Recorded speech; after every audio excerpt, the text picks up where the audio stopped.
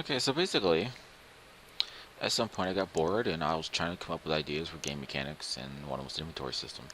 I started to work on it on my own, and I was trying to do it all by, just building it on my own without any help.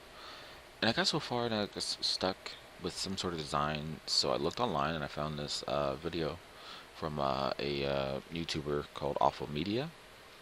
And I was sitting there and I was like, alright, he's got like the basic layout that I got. He's pretty much got the same thing. His code's just a lot neater. It's like he's got this kind of code and this kind of code instead of using this, and this. So it's like simpler. So I started copying him, doing it as he was doing it, and uh, it got to the point where the video ended abruptly. Actually, not the video, but the series ended abruptly and hasn't been out for another year. So I feel like he just gave up. So I just kept going with it, and I kept adding more features.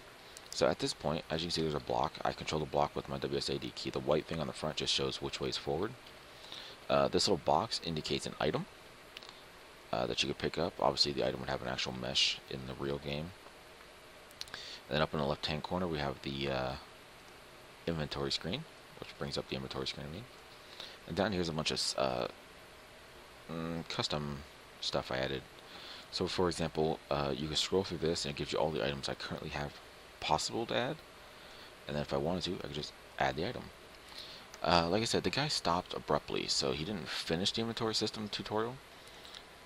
And basically, I wanted to go ahead and make it so it's easier to use. I added things like stackability, double clicking on items instead of right clicking. I added max stack limits to things.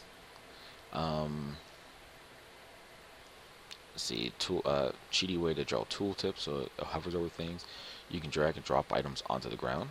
See, and then if I take my character and I walk into that, I pick up the item. If I were to, let's add some that's stackable. Apples are stackable. Let's add 10. Right now I have it set to 5 for the max stack, so I can only have 5 per apple.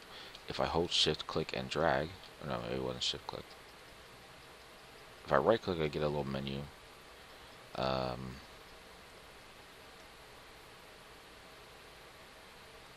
Oh, there, yeah, it is shift click. I just didn't do it right. But yeah, shift click drags only one item from it. It's designed so when you pick up an item, so let's say I drop this outside, it's automatically go into the very first upper left hand corner slot. And then when it fills up, it'll go on to the next one. You can have multiple items. So for example, I got potions. If I double click, I can use a potion. Right? Right? Maybe not. Maybe not. Maybe I can't use it because I have max health. Oh no, I don't have a consumable. That's what it is. Some of the items aren't completely done yet. I just threw them in there just to test different icons and stuff. But yeah, you can add items, drop items. You can, like I said, you can drop them outside. If you drop it within the window, it automatically goes back to where it's supposed to be. What else? Submenus new.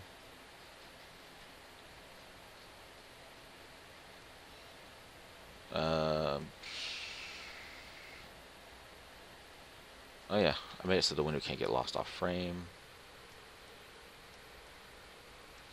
What else? I'm looking at my list here of all the stuff I added. It's not 100% done.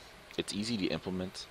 I've made it easy to implement. You can save your inventory and then reload it if you need to. So if I move this down here and then load, it'll automatically reload everything that was already in here. So if I drop this off, I go boop, and it automatically reloads. Mind you, that stays on here because this only affects the inventory. This wouldn't happen in here. This would happen if you load and save the game.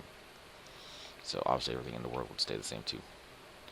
But yeah, it was like I said, I took what he had and I added more to it. He basically just had the basis of this, and then I added more to it.